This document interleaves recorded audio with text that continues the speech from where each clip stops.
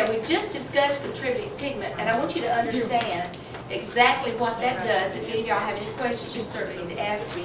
And we've talked about the level system, which is 1 through 10. So you know what the level system means, and you know now how to find what level your client's hair is.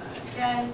The formula that we just went over, we'll do over and over in class. Every time y'all have a client, we're going to do, I'll explain it to you over and over. But you know how to find the person's level. And I'm going to use the word now, tone. The word tone. And the tone means your client is either warm, or your color is either warm or cool. Since we're talking about warm and cool, let's look at our color wheel right here. And we know that everything on this side is what color? Warm.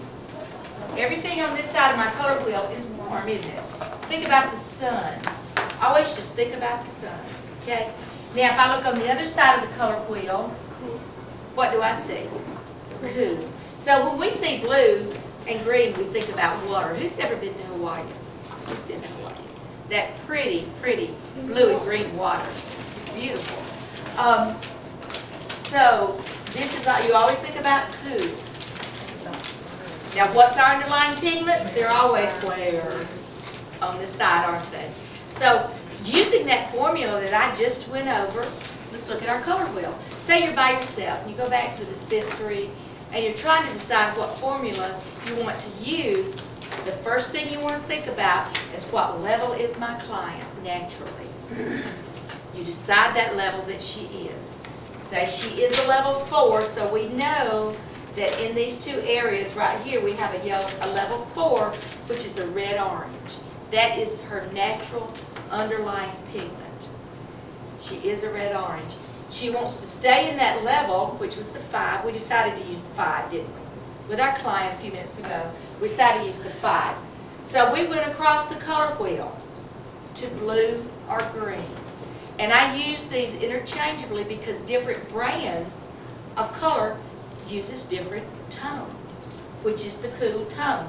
We know that green is cool, don't we? We know that blue is cool. It does not matter if the drabber that a particular company uses is green or blue. Either will work.